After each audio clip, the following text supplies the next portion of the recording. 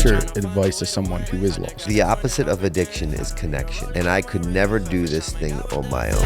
I've been working since I was a kid, I just gotta keep my head. That you're responsible for and that your name's attached to, do you feel like that gave you that responsibility to be better than you were? That's when it all began. I don't need a rollie on my. When you believe in yourself a little bit, you'd be surprised what could happen.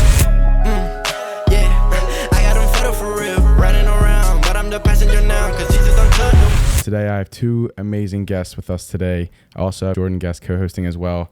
I have Mark and Mina from the Storm the Heavens Foundation. Welcome, guys. Welcome to the podcast. Thank you for having us. I know you guys have, and this is Mark's first podcast. I know this is, you've done podcasts before, but we're here for a very specific reason. And recently, week one of the Eagles game, you guys unveiled the mural at the local park that your daughter played at, and she passed away from disease about 6 years ago, 7 years ago. We can talk and get in depth on that, but definitely wanted to have you guys on and be able to have you guys tell your story. So if you could just elaborate. Like I said, I know I was going to butcher it, but if you could kind of give us a little bit more about what your daughter's cancer was and how it affected her and all that. So my daughter was diagnosed with diffuse intrinsic pontine glioma, referred to as DIPG. It's a uniformly fatal form of brain cancer that affects mostly children under the age of 11. It has a median survival of just 9 months. DIPG is especially horrific because it is terminal upon diagnosis, and it is very similar to ALS in the sense that it takes away your ability to walk, to talk, to smile, and eventually to breathe, all while keeping the mind totally intact. So our children suffer as they become trapped in their bodies.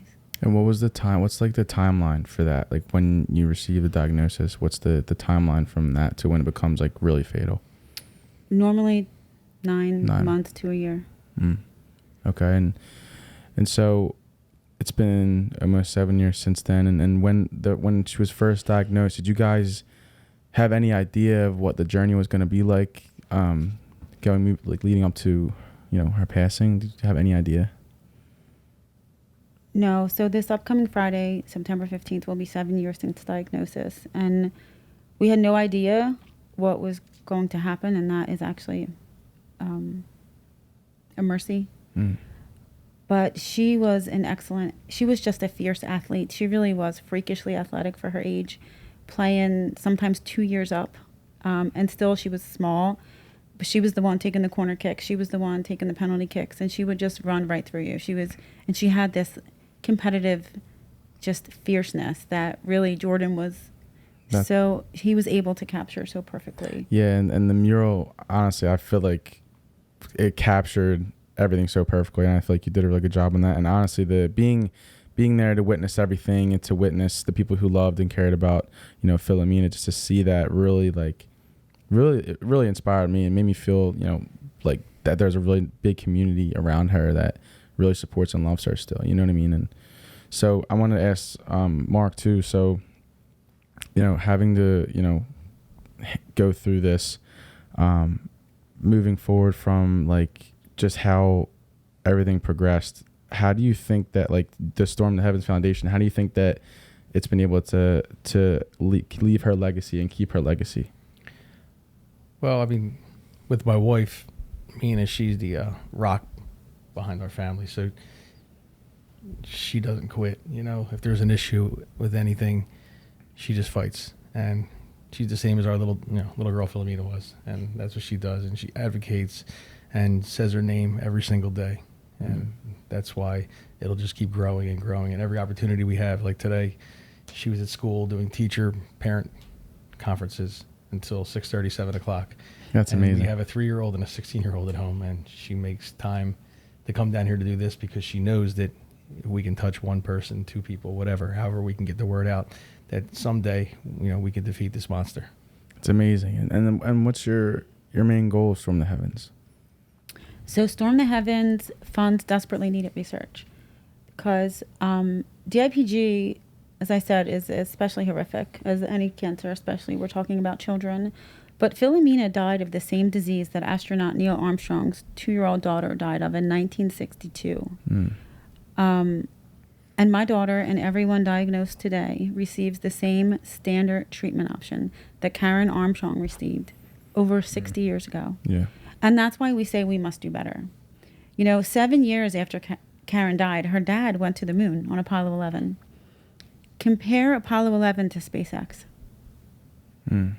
Yeah. And then Light and day. acknowledge the fact that Karen and Philomena and children fighting right now receive the same standard treatment options. It's actually unacceptable to me. It makes me embarrassed to sometimes be a part of the human race, because how could anybody ever believe that? It goes against all human logic. We just keep looking the other way while our children suffer and die. Right. And yeah. So my goal is to change that. Our goal, not just me, collectively, the DIPG community, is to make it so that someday the 0% survival rate is a thing of the past, and that in the future, if God forbid your child is diagnosed with DIPG, we can say to you, I'm so sorry that your child is going through this, but they're going to be okay. Right. And they're still going to outlive you. Right.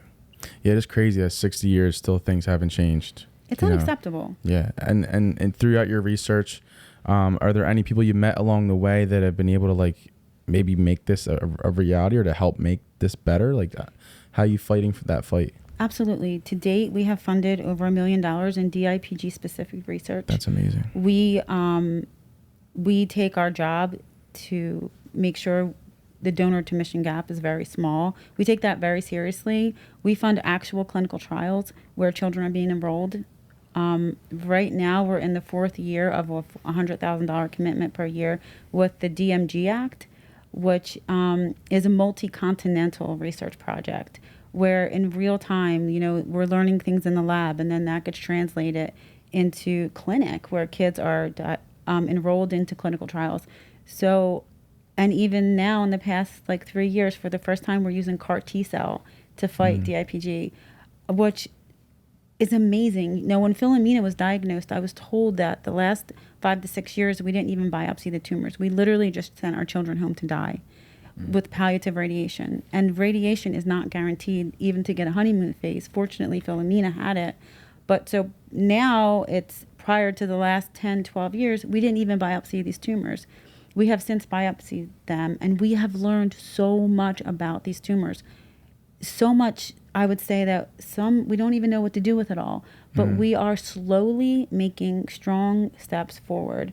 For example, there's a combination of drugs that are being used.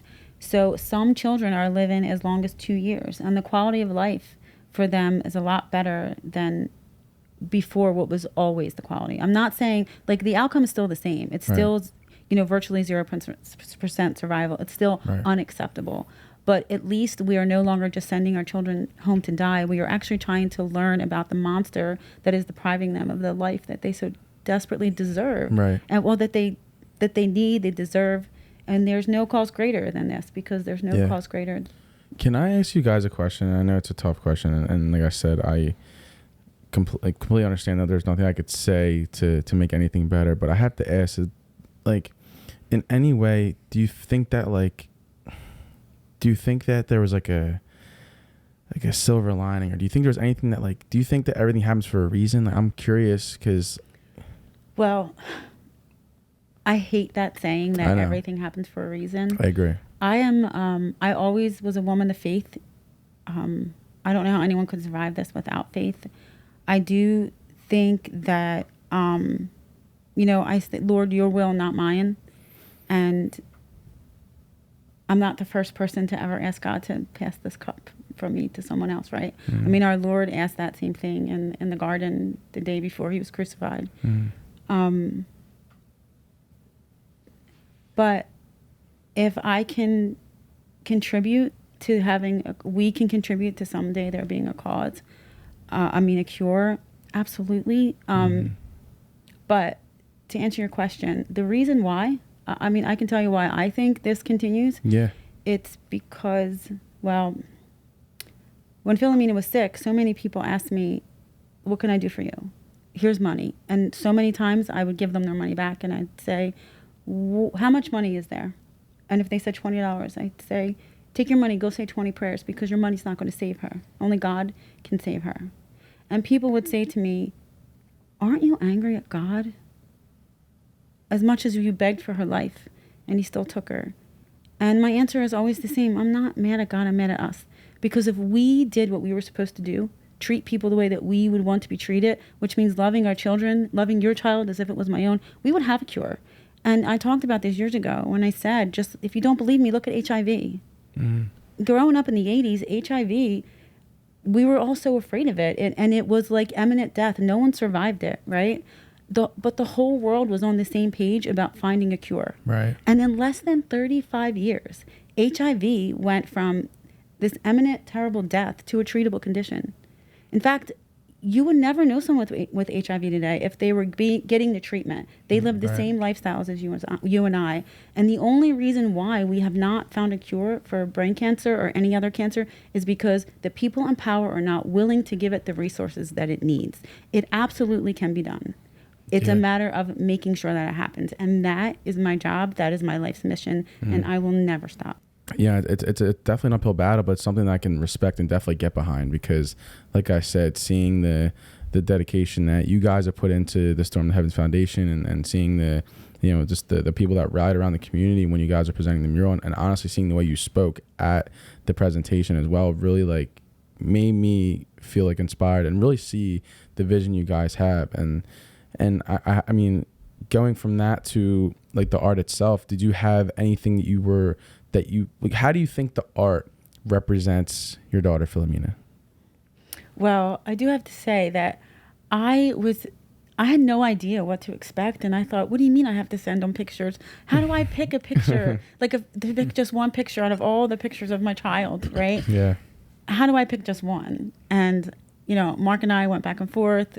We had differences of opinions on what to send, what not to send. So I sent a bunch.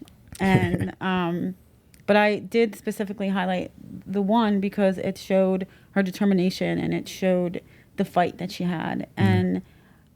But I still didn't know what to expect. And then when Jordan said, well, I'll send you a couple, you know, options and then we can go from there. I thought, oh Lord, this is going to be a process because I know what I want when I know what I want, but if not, I am so indecisive.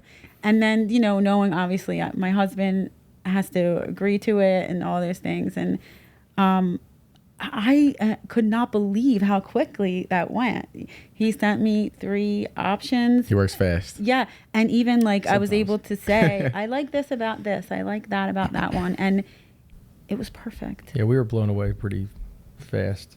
I mean, that's not easy. We have a tough time picking out T-shirts. We sold many T-shirts for different events. And while she was, you know, sick, she was fighting, we did T-shirts.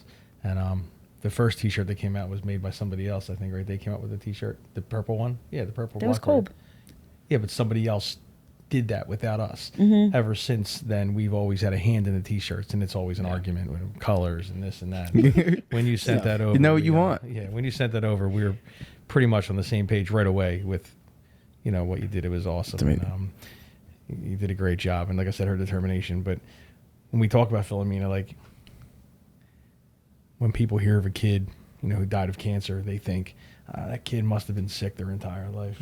Like this kid was never sick, never to doctors for being sick or anything like that. So it's hard when you know her, you know. When you don't know her and people say, that child died of cancer, they think that it was probably a sickly kid.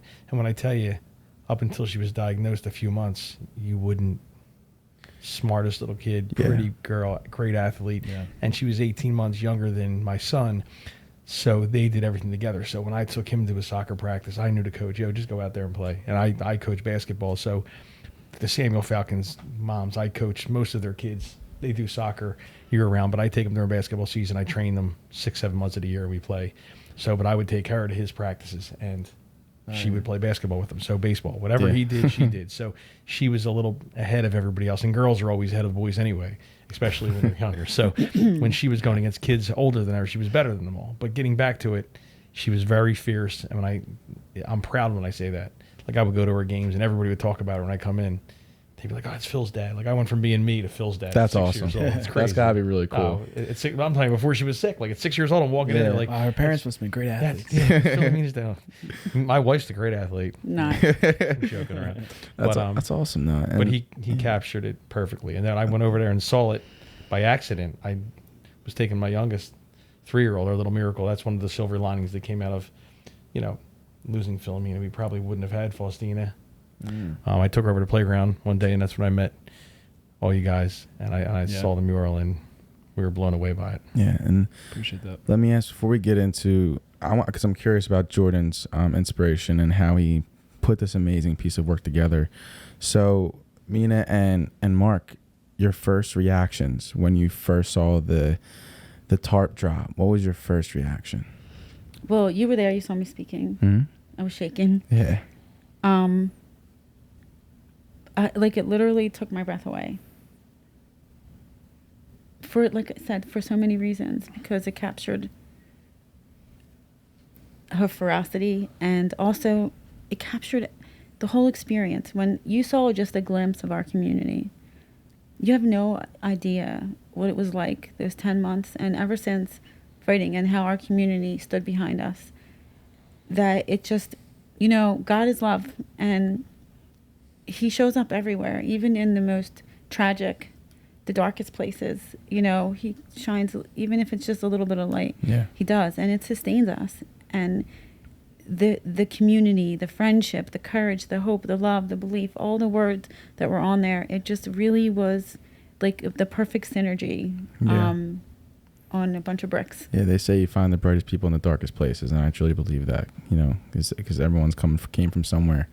And Jordan, when you were putting this piece together and you got the pictures from them, and what was your mindset going into it, and how did you start it and execute that so perfectly?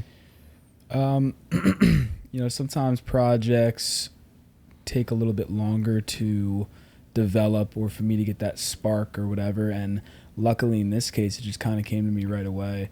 And as you can see with my artwork behind you there, the Eagles one up here. Yeah, if the camera can pick that up.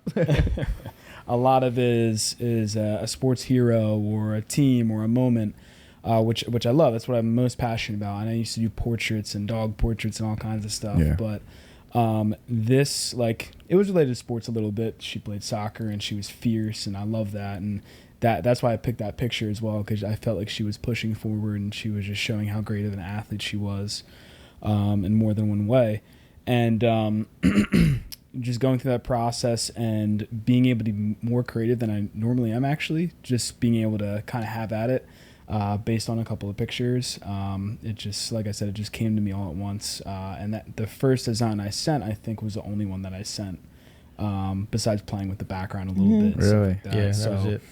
Yeah, That's so crazy. that just, I mean, it's great that didn't take longer, but at the same time, I just kind of knew as I was doing it, like, this is the design I want to do. And the most important thing to me was leaving a image or a piece of artwork that is inspirational for many, many years to come, that kids can look at. They read the words, if they knew Philomena, they think of her and the drive that she had, and it could be worse. You know? So all those factors came into play when I was creating it. And I think what's really beautiful about that mural is the fact that people can walk up to it and ask questions and ask about who Philomena was, and that's where the signs on the words on the wall can really paint that picture in.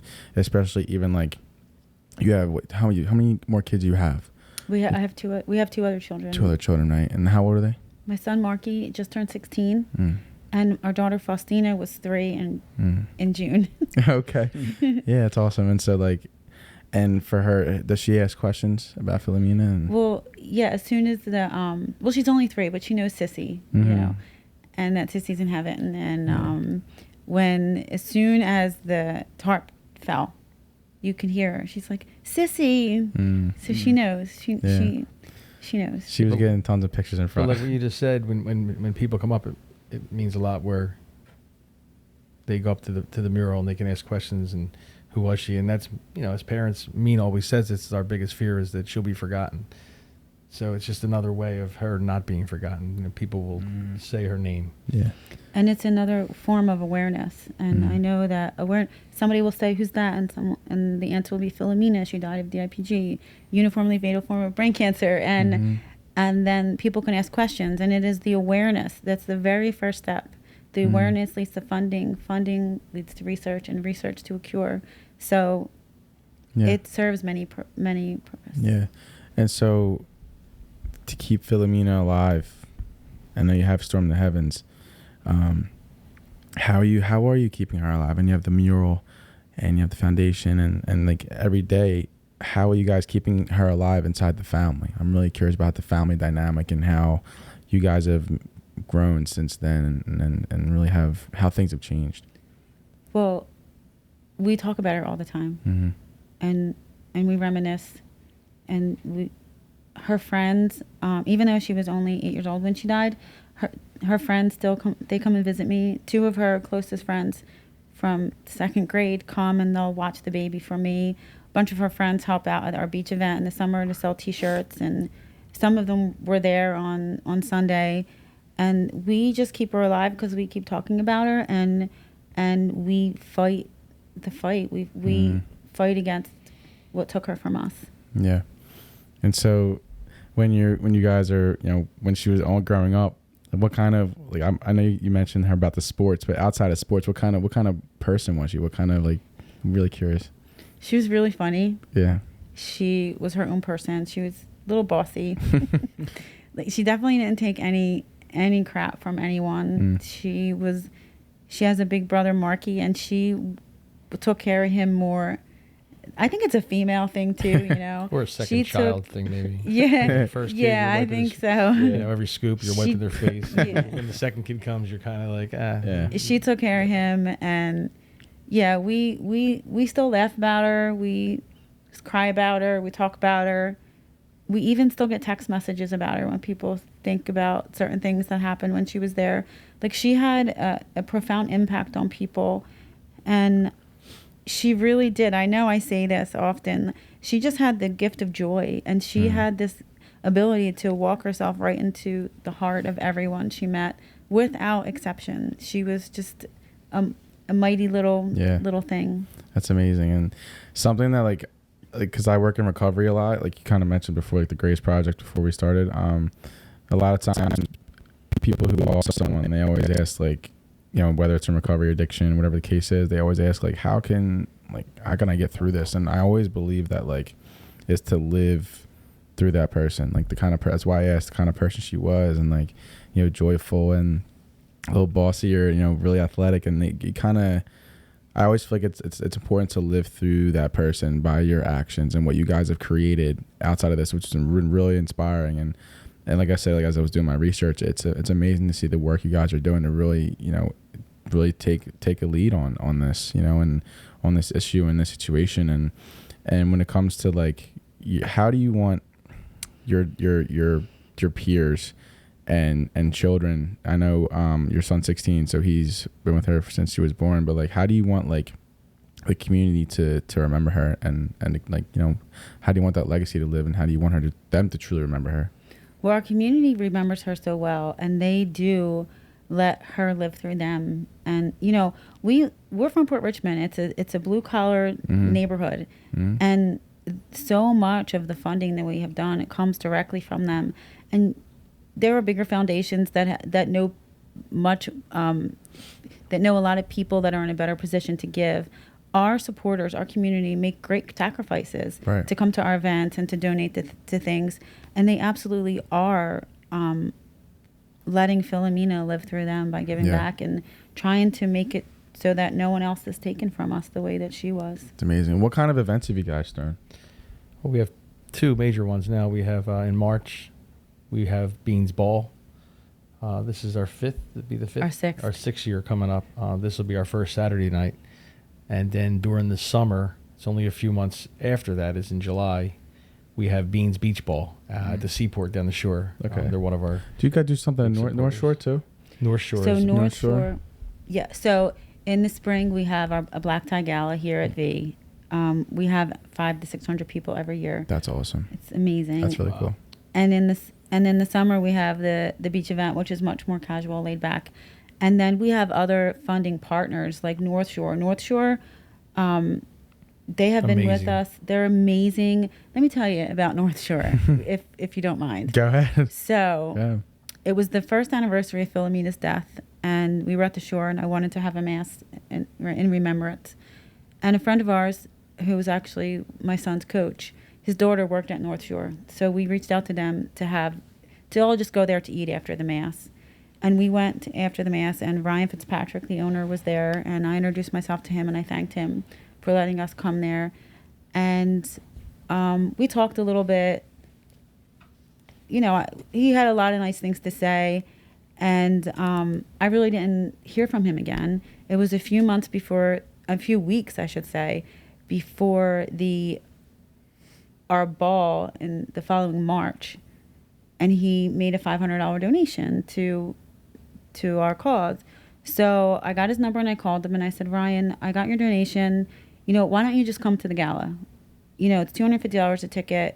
You just paid for 2 tickets. Come, get a nice meal. The food at V. I don't know if you've ever been to a Chess Cafe event, but no. It's amazing. You have wall-to-wall appetizers. Really? No, I haven't. Well, you don't know what you're missing. I might have to I've go. never been You there do. You'll have to come to our gala this year. So it's wall-to-wall appetizers. You name it, they have it. A top shelf open bar. There's not a drink you can't get. Filet dinner with a crab cake, and then wall-to-wall Crab cakes, desserts. I'm sold. Right. It's amazing. So I said, Ryan, why don't you come? So he and his wife come, and we have a signature drink called the Orange Crush DIPG. Philomena's favorite color was orange, and we always say we're going to crush DIPG. He comes, he has a great time, he goes home. 2 weeks later, he calls me. He said, hey, Mina, listen, I noticed that your signature drink is the Orange Crush, and I have an idea. He said, at North Shore, second only to Miller Lite, Orange Crush is our #1 selling drink. How about we have a Storm the Shore campaign this summer, and every $1 of every Orange Crush sold will go to Storm the Heavens Fund for the entire summer. That's crazy. He has since upped it to $2 an Orange Crush. This past year, he didn't even open all season because they were getting construction done and the contractor wasn't doing what he was supposed to do, and they ended up not even being able to open. So what does Ryan Fitzpatrick do? You think he's worried about his business? He calls me. He said, we have a food truck. We're going to set up outside Keenan's for an event they're having there, and 100% of the proceeds for the Orange Crush is coming. So I don't know about you. Times are tough for all of us with inflation. And if you think about your whole business, you know, it's a venue at the shore and losing your whole business from the shore. And there's this guy that's worried about our foundation, worried about our cause. Need I say more? Yeah, no, Need shout I out say to more? him. Wow. No, Ryan shows up all the time. For Always. everything. That's amazing. That's amazing. Amazing family guy. Just shows I'm up sorry, for I didn't everything. mean to like. No, go that's off topic, that's but amazing. I'm telling you that it just That's those people. God honestly- shows up. It's honestly what it's all about, man. Just having people who come together for a cause that you guys believe in, you know, and you have anything you want to chime into? No, not in particular. I mean, that's incredible that somebody would go to that length to contribute. No, and then you know. since then have a lot of other people that have done it. I mean, you have Captain Chucky's that are doing something similar. They have the Philomena crab cake. They've donated year to date probably at least $12,000. I mean, monthly. They do a amazing. monthly stipend of every crab cake they sell. They send it every month. Unbelievable family, great people. I mean, It's great. it's just. You didn't know Philomena. Followed her story. Really? Wow. Just from that, just from the work that you guys put in. And does that inspire you guys to pay it forward, like to other people, to other communities? Does that motivate you guys to Absolutely. pay forward? We always Where are those? That's always what's, did that's give. what's tough about this for me, because growing up, like, you know, when we got married, we had 2 children. That we had everything. To me, that we were the richest people in the world. We had 2 beautiful children. We're married. I had a small business. Both went to college. We prayed for people like this every single night.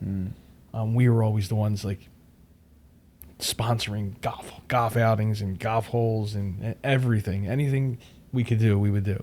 And now, even though this money doesn't come directly to me, the hardest part for me is taking. Even though we're not taking, just even sometimes it's just hard for me to pick up a check because I feel like I was always the one helping somebody else. And now it's me. And I that's I really have a tough time. Like Mina say, we have to do this or meet this person to grab a check, and I'm just like, oh man.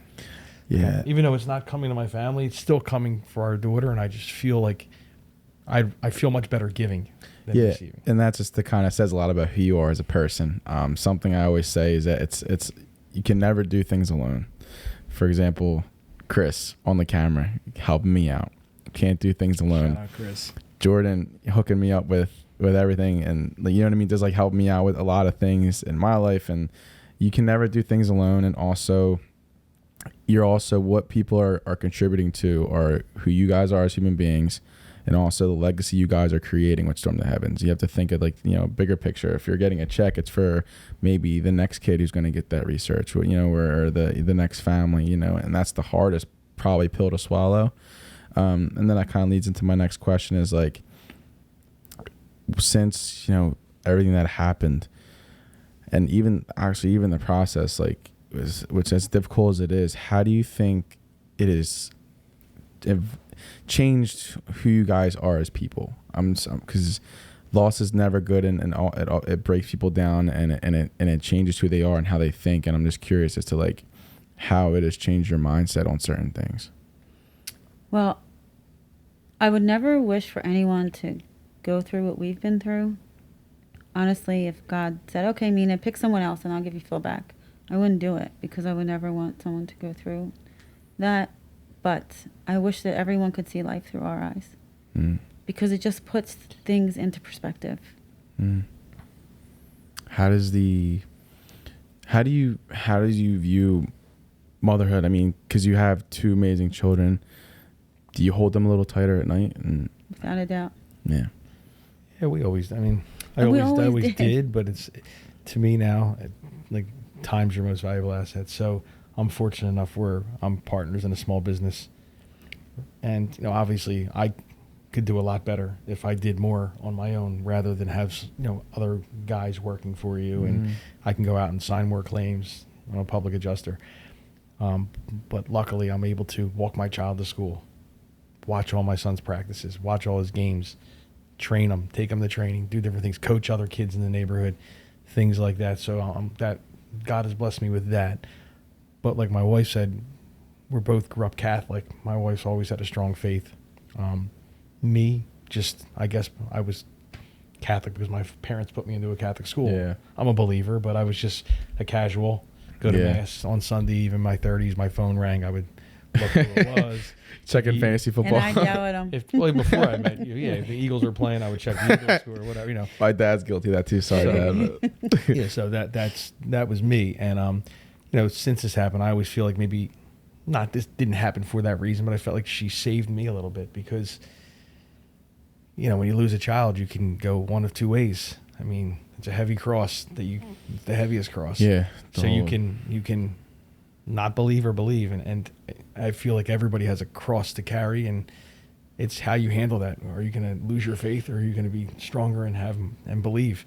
And I have to have faith, because if I didn't, I would go crazy. I do believe that I have to live my life and try to be better every day. I fail every day, but I try to be better every day, because I want to see her when I close my eyes for the last time. And that's really where I feel like she helped me learn sooner than later. Because when you go to church every week, who do you see usually, especially in the morning masses? You see the older people, 70, 80-year-old people. Why? Because the older you get, you start thinking more, and you're afraid, and you're like, I got to get here. I never even thought about that. I do, and I feel like I probably would have been that 70-year-old person. And I do miss Mass, but I'm a way better person today because of Philomena and the lessons she taught. And he's not me. the only one. Phil saved a lot of people. So I really do believe I'm the mother of a saint. By the grace of God, of course. If you think of saints, you think of people who, through their suffering, brought glory to God. And there's no doubt in my mind that my daughter did that. I can't tell you how many people still tell me that she saved them, and because of them, she prays. As a matter of fact, yesterday I got a text message from a woman that I haven't heard from since Philomena was alive. She reached out to us when she was sick and got us on a helicopter ride, that she wanted Philomena to experience that. And that was the presidential helicopter. Yeah. Right, yeah. And you left that. Left that out. So Not just any helicopter. Not to the Liberty Bell. To the Statue of Liberty. Yeah, we we actually got flew Did around. one of the Fly coolest things around. ever. Just kind of left that out. I was so sick on that thing. Philomena did it with us. She was laughing at me. I was She at loved a it. bucket. He That's did have awesome. a They're bucket. like, oh, it'll feel like you're on an elevator. No, it didn't. Like, what did they call that helicopter? It was the president's helicopter. I That's don't. pretty And I don't cool. think it was the actual president's. It's the make. Of it. It's Not like, a- yeah, it's what a president would use. Yes. Right. structure Right. of it, Yeah, yeah. you're right. The same model. helicopter. That's really cool. So she reached out to me and said she wanted me to put her in touch with a neuro-oncologist because a friend of hers was just diagnosed with, a friend of hers daughter was just diagnosed at 18 months with a form of brain cancer. Mm-hmm. And she reached out to me, we were talking, and she's like, I just want to let you know, I just went to Lourdes and I went to Spain, and it's all because of Philomena. Philomena got me praying. I never prayed the rosary before Phil got sick, and now I pray it every day. And I still hear stories like that. And so her suffering did bring glory to God. And so she changed many of us. That's amazing. How do you think you guys having your faith, how do you think that has inspired others? I can only hope that it inspires them to love our Lord, or at least think about him. Mm-hmm. Think about, like, wow, maybe, because we live in this world that's so secular, and it's so easy to look at things and question because we're human. Saying, believe without seeing, right? But it's so hard to do. Mm-hmm. And trust me, when I was begging for her life and not getting the results that I want, I understand where people come from, but I hope it inspires them to at least give it a shot. Yeah. Because for those who don't believe, if I wouldn't want them to be me, but if they could just feel my strength sometimes, they would know that it's not of this world. Mm. And there's no other way that no other place it can come from than from heaven. Yeah, and Philomena. That's And amazing. All glory to God, though. I will say, too, that was actually another factor for me as well, that you talked about her faith. And as a believer myself, that meant a lot to me. And I feel like that just helped drive the passion behind the project as well, just to be involved and know, that you're good people and that you are believers yourselves, and that Philomena, even at that age, had the faith that she did, as you explained it. So that was special to me too, to have that be a big factor in the project. That's Thank awesome. you. I think that you were chosen to be in the project, not by us, but from I know it for a fact. nothing gets Yeah. in the way of his will. Yep. Every day I Yeah. texted him. I checked up on him, see how he was doing. He's like, dude, I'm at the mural. I said, I've been here since noon. It's midnight. Like, he's How put you doing? I'm painting. he put in so much time and effort into that, man, and you could just see it. And I said, I think it all comes together perfectly for the person who it's for and for the cause, and it just all comes together perfectly. And like I said, I'm just like, I'm happy to be a part of this, with you guys and the mural situation, and just being able to like be a part of like you guys and who Philomena was, and being able to learn about her, because there's always a why, there's always a reason, there's always a purpose behind everyone's actions, and to see your reason and your why and your purpose is beautiful to see. And do you think that everyone, I believe, has a purpose in life, and do you think that with her passing, your purpose changed, or do you think that it became clear? I still don't know what my purpose is, and I don't want to pretend to know God's plan, because every time I think I figure it out, he reminds me that he's God and I'm not. Okay. Yeah. But my whole life changed. I mean, prior to her being sick, I was CPA in public accounting for over 15 years. Year after she passed away, I was approached about teaching, and 2 months later, I was at my first day at teaching middle school. I don't know what my purpose is. I know that God gave me a voice, and I'm going to use it. And you say like what we've been able to accomplish, but it's not just us. Right. It's really like we may be the voice, we may be the faces because we're Phil's parents, but it's everyone that is put in our place. We all have a purpose, in my opinion, to make it so that there's not another Phil. It's amazing. Mark, what do you think about like your reasoning, your why, your purpose? Do you think that it might have shifted or changed or became clearer since Phil's passing? Absolutely changed for me. I mean, like I said, my wife always had deep faith. Our family did, but not like today. I was always about how much earning more money, how much money can you make? Let's buy more houses or do the, it was always about what you had. Right. And I wish I could go back 20 years and have more children. We talk about it. I mean, I tell people today, like, have more because, we had 2 children, put them through Montessori school. We tried to give them the best we possibly could give them. And I was always afraid that if we had more, we couldn't do it because we couldn't afford it. Right. And it's not about that, and now, since Phil's passing, obviously it's about time and spending time with those that you love. And we still don't have enough time, just maniacs running around all over the place. But it's like, it's still hard, but it's about the moments, spending time with your family and your loved ones and people that care about you. And now with Storm the Heavens, I mean, that's a daily process. I mean, we do it, and we have people that help us, and the people that help us get no money. I'm sure Mina will volunteer based, right? Yeah, and I'll do a lot. Like, we'll get up every day and do our part.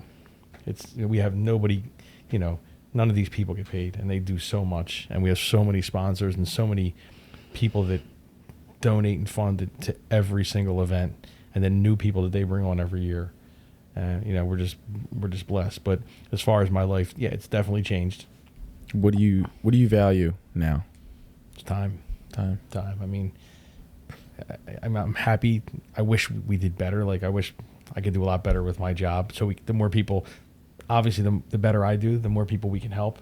Because it's tough with Storm the Heavens because all the funding goes to research. Then you have so many people that help you. We talk about this. So many people that help Storm the Heavens that in return you get a lot of people that ask you for help.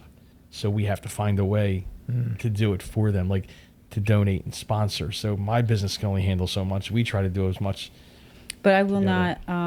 I won't take from the foundation. Yeah, so we can't do that. So we find ways to fund personally, and sometimes it's a really hard conversation to have, because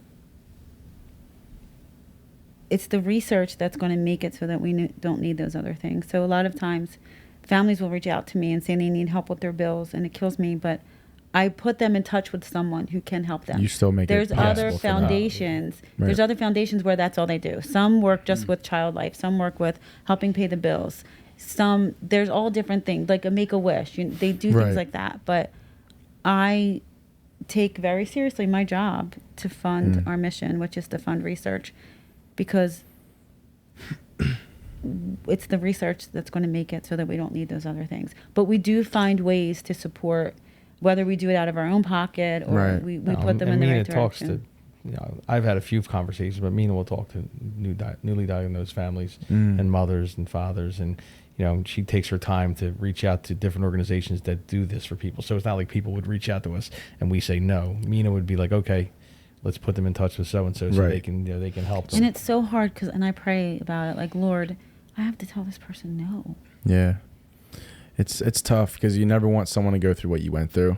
But, like we kind of talked about a little bit, is that, like, going through stuff like that, you do grow from it in a way. You may not have been the same people as you were 7 years ago. But granted, you never, ever want to lose a child or have something like that happen.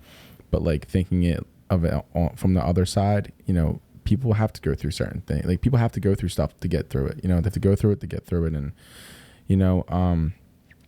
so I was going to actually ask Jordan, like, how do you think after doing this mural that has your mindset changed? Like, how do you think you've even, in this short period of time, how do you think that this project has really changed? It helped you as a person, like, with your mindset and everything?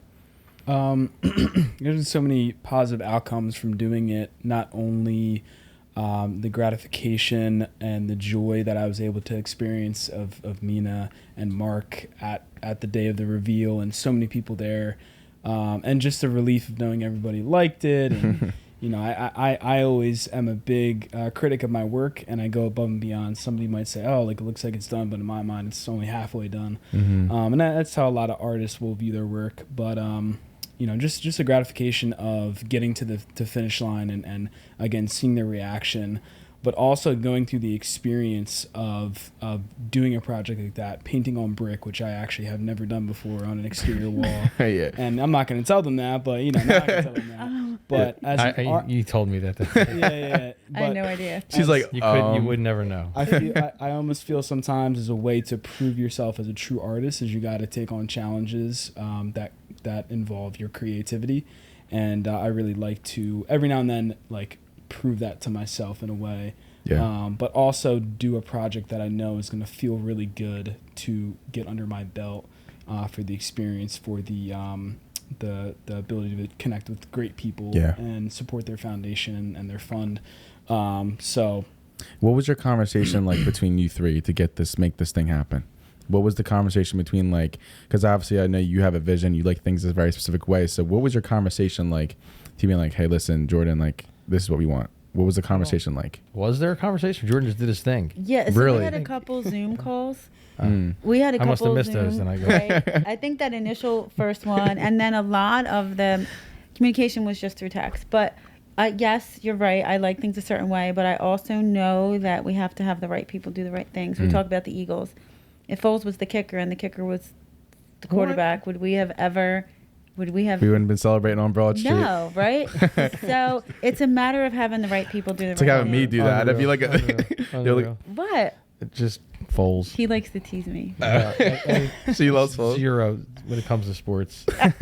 I'm just like. I mean, it's Foles basically is the saying best. like, Can't it's go basically wrong. saying like, have me do it. It would have been a stick figure. You know what I mean? Like, it wouldn't have looked Right. like that. You know? So, I said, you're the expert. But it's you know. But I was at the initial meeting before you were involved, and with Sean, and they were talking about the courts and doing a mural, and I'm just like sitting there thinking, like, yeah, we want to do a mural, somebody.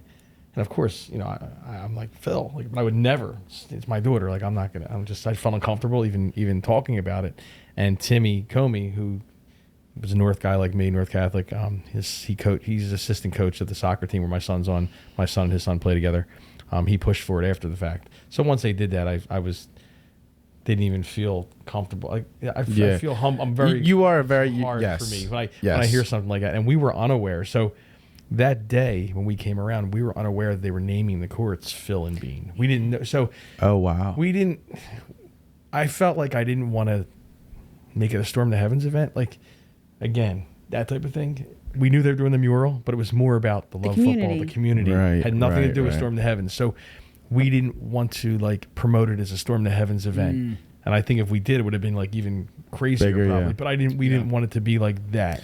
And I was so like blown away when Mina sent me the picture of the courts that said Phil and Bean. Like, sometimes you're almost like, is it too much? Like, it's never enough. But For us, it's not. But you just worry about other people think like, oh, come on. You know what I though? worry about that stuff. And Everything we've talked about, your daughter embodies the community. So why wouldn't her mural be on the wall? Why wouldn't her name be the court? And it's great because she was always there. Like, she played futsal inside with Timmy's youngest sons all the time. I coached in there. She was always in there playing basketball and soccer.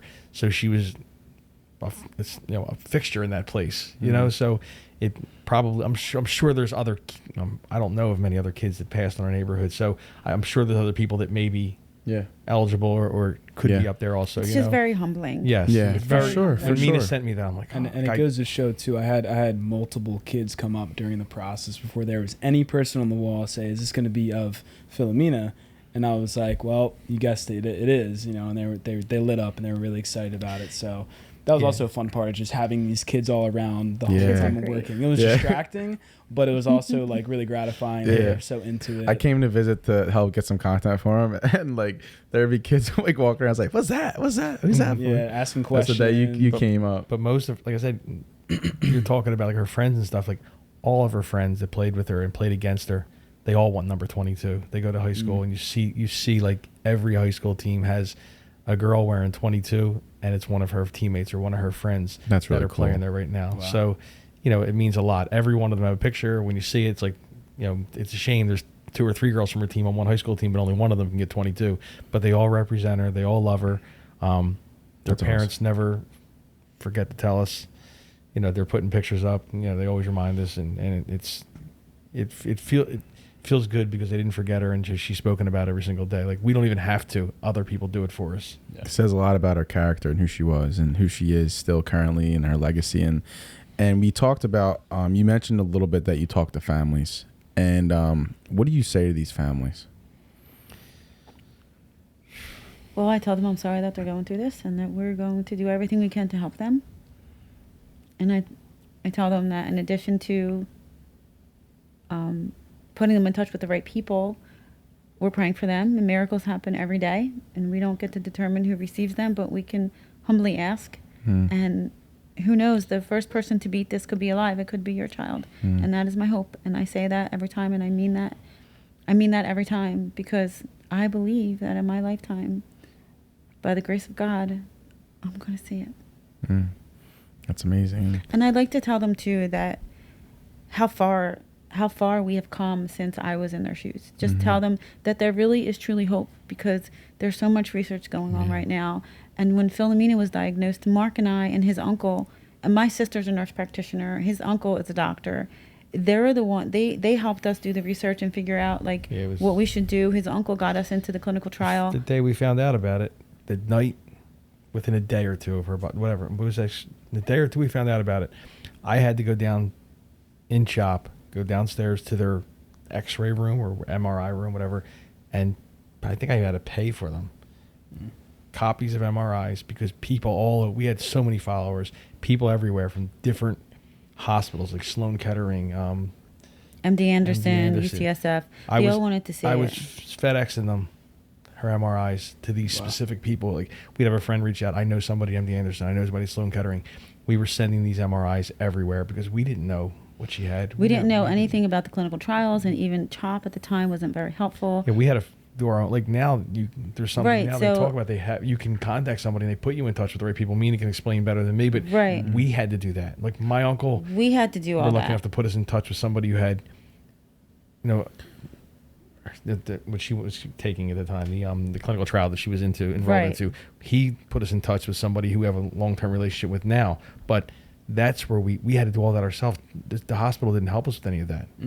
So now, because of that, and ultimately because of Jace Ward, who was 20 when he was diagnosed with DIPG, he survived for 2 years.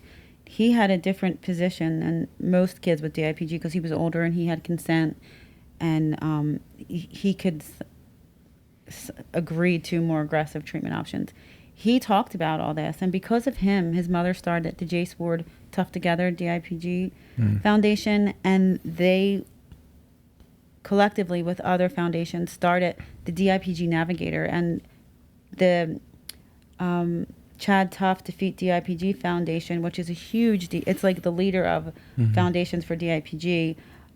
Chad Carr was the grandson of Lloyd Carr, the coach at Michigan. Oh, wow, okay. And so they now pay for a nurse navigator. So when people call me, I put them in touch with the DIPG navigator, or I give them information, they call there, and then they have someone literally navigating them through the whole process. They don't tell them what trial to choose, they don't tell them what they should do, but they at least make them aware of what's out there, what their options are. Oh, did you get a biopsy? Then you're eligible for these. Did you not get a biopsy? Then these are the trials you're eligible for. Did you get radiation? Not yet. Well, if you want to do this trial, you can't do it. Like things like that we had we had to do it all on our own. And also when Phil was sick, I remember just saying, why can't we just go right to the tumor? Why are we giving her stuff intravenously? Right. Like the shortest distance between 2 points is a straight line. I want to go right to the tumor. I want to go right to the tumor. And now we do. Now we do through CAR T and other forms of direct delivery, like with drugs and things like that. So we have come so far. So there is hope. There is hope. Yeah, hope is everything. Because hope is what, because it's sort of like, I always see that there's like this picture, and it's like two guys mining, and one's mining and one's walking away, and I just saw that one. It's a saying where like you never know when you're gonna find it, so hope is what keeps you going. And I'm curious as to what her symptoms were when it first really began. What were some of the symptoms that she was experiencing? Well, she was a high-end soccer player in my mind for a kid. I mean, can that even be true? But it is, and she played every single day. I saw a little weakness in. She would fire a ball with her right foot, so there's a little bit of weakness in her right foot, and I thought maybe she hurt her calf or something. She said her foot bothered her a little bit, so it was really nothing. And then I saw she was very, very fierce. She would run through a wall, like very physical. Then I saw her in practice, not being as physical, not being Her normal self. yeah. And then there was a little bit of maybe falling, like not falling, but And I thought she was sliding, and I kept saying, yeah, Phil, stop she sliding. wasn't Why like are you doing It wasn't that? like super obvious. It was just she just wasn't herself. Right. This was in like August. Late August. So she goes to school.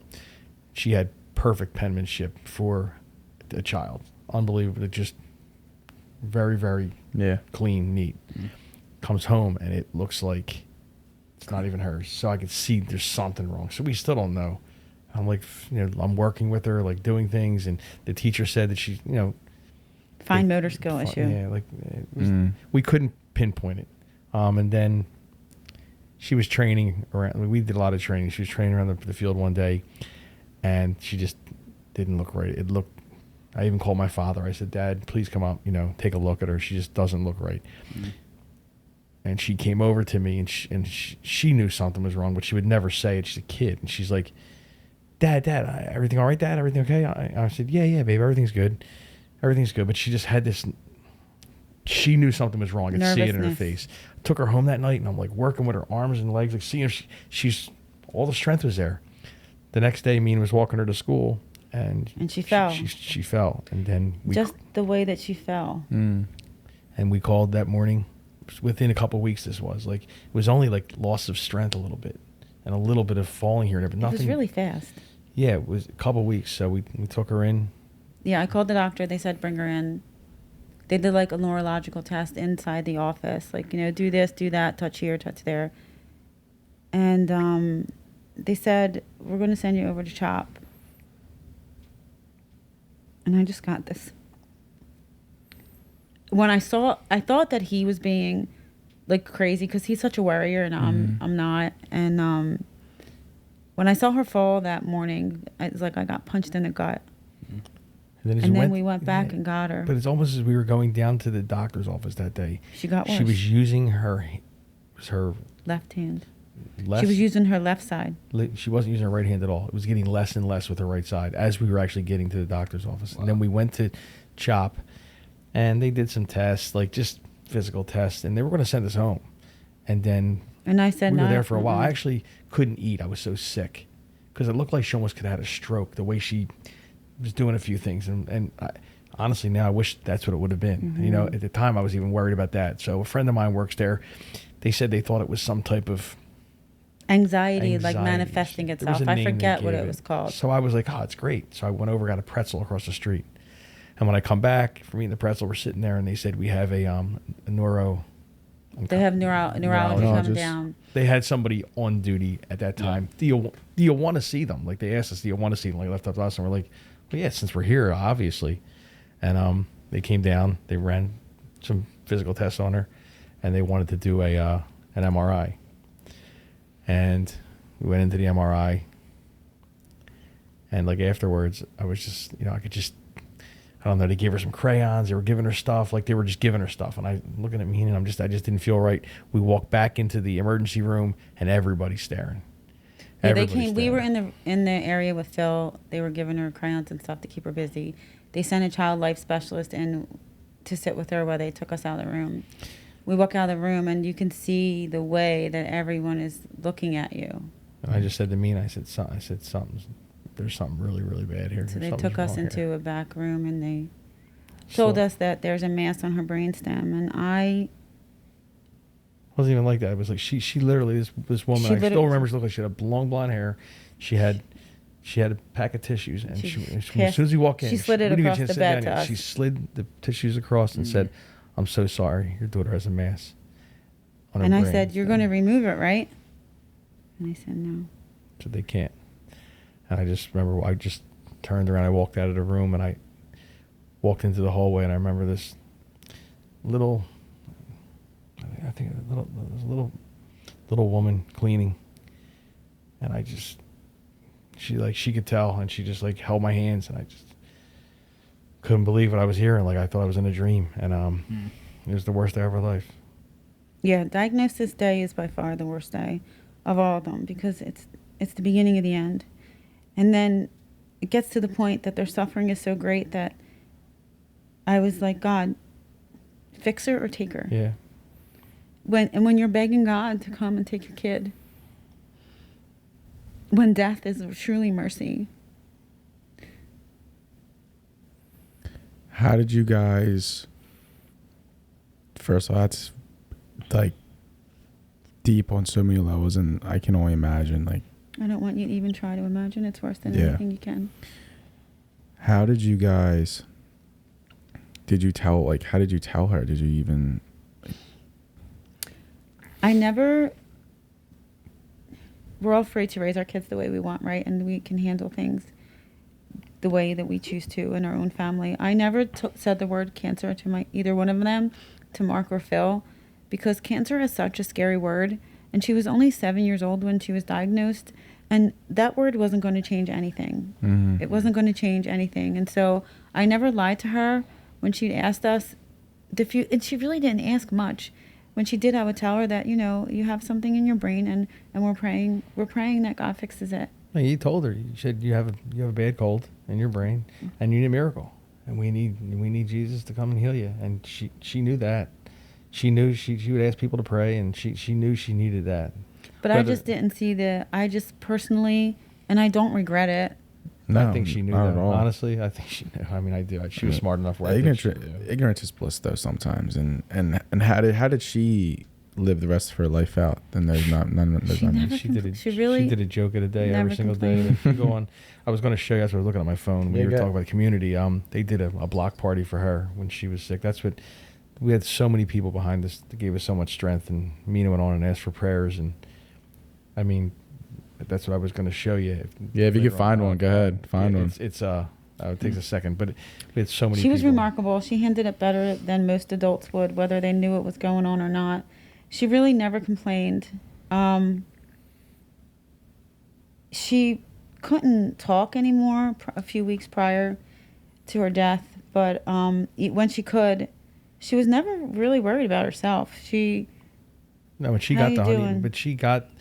When she had radiation, she went from playing sports, got sick, had a biopsy, almost passed away after the biopsy. She didn't handle it well. She had radiation and then went back to playing futsal during this winter with her kids. And they weren't letting her score. She was scoring 3-4 goals a game because she got that honeymoon phase. We worked out every day. Like, I believed that we were getting a miracle. Like, I really did. And I have videos.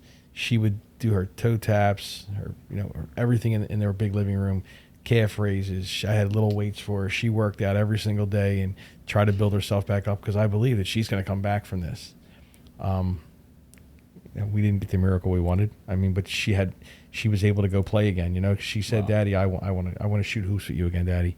She got that. I took her to my son's trainings. She went. She worked out with us. She played soccer again. So she did the things she wanted to do again before she passed away. A small miracle, maybe.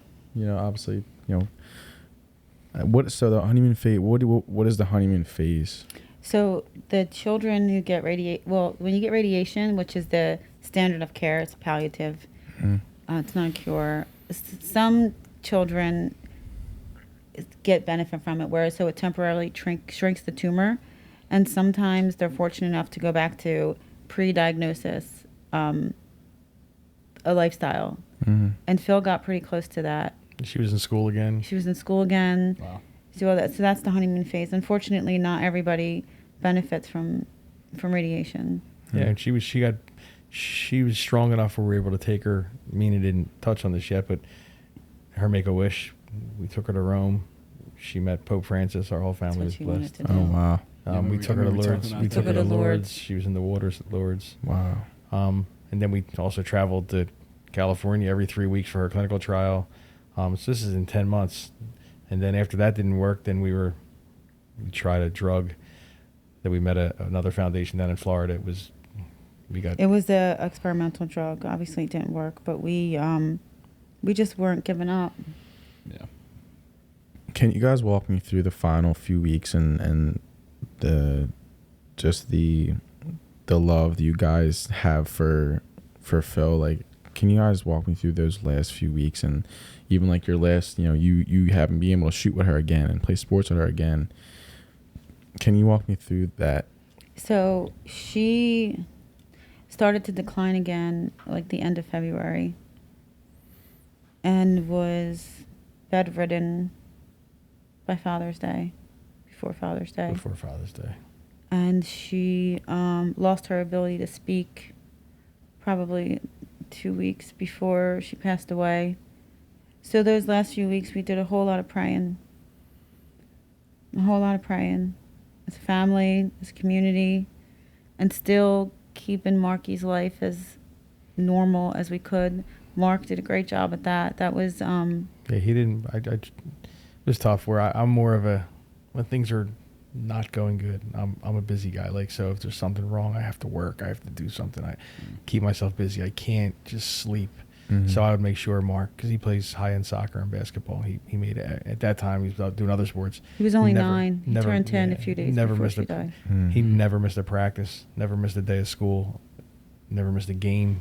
I made sure his life, I just feel like I want him to have as normal possible, his life to be as normal as possible. Mm-hmm. He's going through enough, and I'm sure even at 16 years old, he's been Still through now, so much. yeah. Yeah.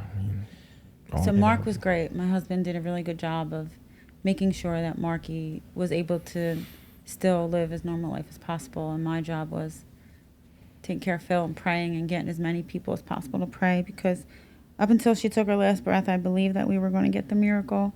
Yes, we did. My goal was, that's how we came up with Storm the Heavens, is, God is our Father. And how many times did your mom or dad say, all right, okay, just shut up already, I'll give you what you want, right? All the time. So my goal was to just get in God's ear and get everyone that I could possibly on the planet get in his ear, so he would say, okay, here, just leave me alone. It didn't happen, but So I'll see her again. This is what Mina did. This is what Mina did. When Mina went on and asked for, if you push on that there, Mina The block party? Yeah, so Mina went on and asked for prayers.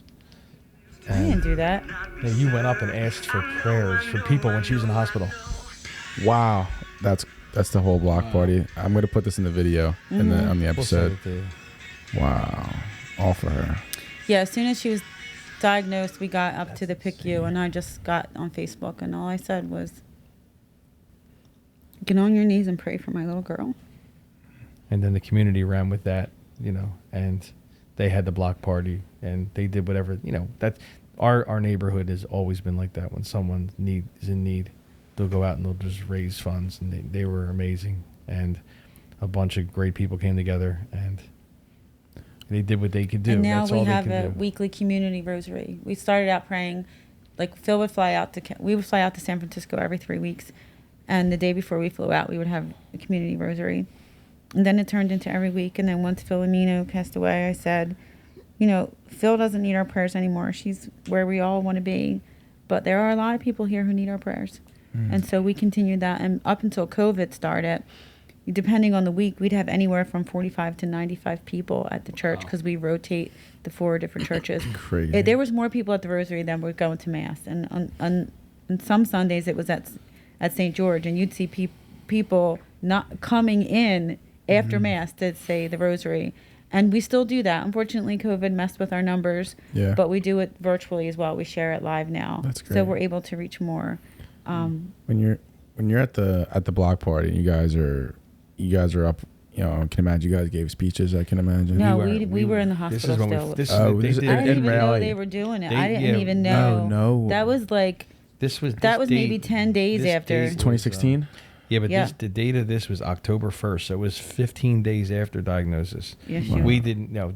We were in the hospital for at least 30 days. When you guys saw that, what was the instant reaction and feeling to see that? We overwhelmed, were, humbled. And it gives you so much strength, and it just made us feel like we're gonna win, like our daughter's gonna beat this. And I kept thinking, oh my goodness, all those people are praying. So much prayers. That's amazing. And what do you, because like I said, it's not easy to have lost a child. It's not even normal. What are you instilling in your daughter and your son to keep fighting the good fight that you guys are? My hope is to lead them, to teach them to lead by example. Look, none of us are perfect. You catch me on a bad day, like, forget it. But just to believe and trust in God's will, and to know that, you know, eternity is a very long time.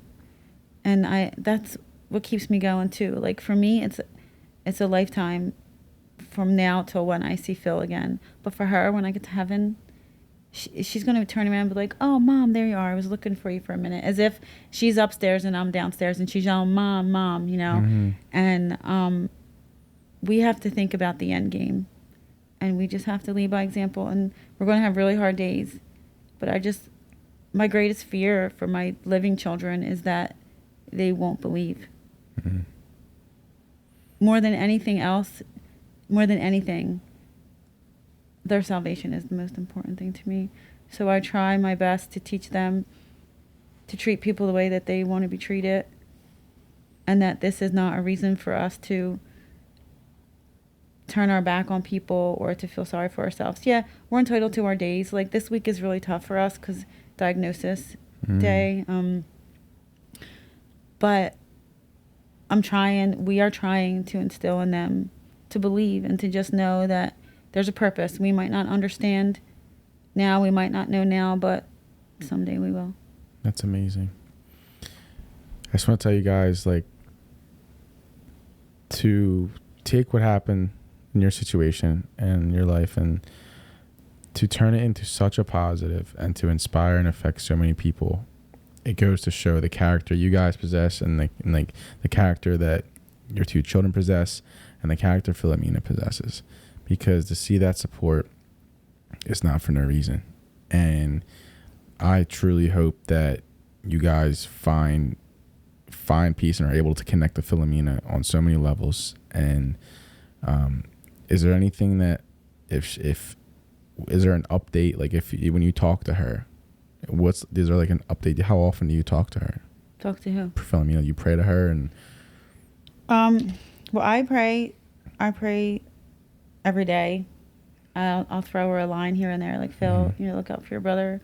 But I don't talk to her that much because I know she's busy, and I know she's advocating for everyone down here. You know, ultimately, people have this misconception, as you know, about Catholics, that they think that we worship like saints and we worship Our Lady, but we don't. Like, obviously, I have a huge amount of respect and admiration for Our Lady. I certainly don't think by any means I'm her equal. But if I pray to a saint or to Our Lady, it's asking them to pray for me or for our cause, because they're just a little bit closer to God than we are, you know? Yeah. But I actually, that saying, and the Our Father on earth as it is in heaven, she didn't listen to me when she was here. So in this case, it's in heaven as it is on earth. She was a good kid. She listened to me. She listened to I'm me. just teasing. She was a daddy's girl is what daddy's I'm saying. girl? There She was a daddy's girl. But I just hope that when I see her again, that we made her proud. It's amazing. Well, I want to thank you guys so much for coming on. And do you have any final questions, Jordan? Not really. Like I said, I was just super gratified to have the experience Sunday, to see everybody's reaction to the mural and know that I can come back there anytime to look at it and put it out there on social media, but also that every day kids can look to that for inspiration. And I'm really glad that I was able to be a part of it, and it's a special feeling. No, we appreciate it, and we hope that we could help you. Hope that it works out for you also. That's what we hope, and I know it will. And you did a fabulous job, and it's the first time we saw it, we loved it. I remember laying there, and she sent it to me, and she said, "What do you think?" And which one do you like? I said, "I like the one with all the brick. I loved it." I said, "There's not much to change." I said, "We love it." Yeah, and you did a great job, and we appreciate you so much. I do think that the way it all came together with the rainbow, just the fact that you were the artist, and how it's kind of like the dominoes. Like, we needed a mural, then you show up, and now we're here and we're spreading awareness. And who knows what will come from this? Maybe there's someone that's going to listen to this and they agree that there's no cause greater than the fight for our children's right to grow up to be adults. And then then they get in the fight. And it's someday we are going to get in front of the right person that's going to bring us to that cure through God, of course. And we have to give a shout out to Kevin, Jordan's buddy, Big Dumphy. They're good friends with Dumphy. Oh, Yep. So Dumphy. Shout out to Dump for watching this. we have to give a Hey, shout out. Rob. Yeah, Rob's a great guy, man. Yeah, man. Great guy. I hope this reaches a lot of people because you guys are embodiments of what I love to do, which is to share stories that can inspire others and through all the trials and tribulations you guys have went through, and for you guys to turn this negative into such a positive and try to affect others' lives, and you even just saying like, listen, my goal now is to prevent another child from having to experience, another family to have to experience that, and that's such a selfless act, and those are the stories that I love to tell. And I hope that everyone who watches this can truly get something from this and just be and find a hope, most importantly, because it's hard to come by sometimes, and you know more than anyone that it's hard to come by. But at the end of the day, life has happens in so many different crazy ways, and God works in so many different ways, and I just hope that this can be a piece of your journey that can help you guys get your mission and your word out, because I truly believe in it, and I want to help as much as I can. So thank you so much for coming on. Thank you for having us. No It's worries. an honor. And Jordan, thanks for doing your thing, Thank brother. you. Good job. Thank you for having us on. I'm glad Thank I you, had you guys. come out the one day, or else this wouldn't have happened. I know, I see that. Thank you. Wouldn't happen without you guys and your hard work. And where can they find you guys? Where can they find you? You can find us at stormtheheavens.org. You can watch the videos and updates from our research projects. You can see how much we funded already, and even look at details about all the projects we funded to date. And our social media, you can check us out on Facebook. We have Facebook, Storm yes, the Heavens Fund. Instagram, Instagrams. We're older, so We're old. we're on Twitter and Instagram, but We're basically it started off on We started off on Facebook. on Facebook, where Philomena, she has over 22,000 followers on there, and that's where it all started. Was on I Facebook. see you guys on Twitter too. Yeah. Twitter's You guys popping are too. on- We you try. guys are on it, or X, not. we you know, try. X. We try. X. X, yeah, sure. Oh. but yeah, you guys are on top of it. I know Philomena will be proud of you guys, and like I said, keep up the great work. I want to help Thank you you. in any way possible. I love you guys so much. All right, and thanks for coming on. Hope you guys enjoyed this episode of the podcast. I'm Kev. That's Mark. That's Mina. That's Jordan. Peace, guys. That's Chris. And that's Chris behind the camera. Peace, guys. Peace.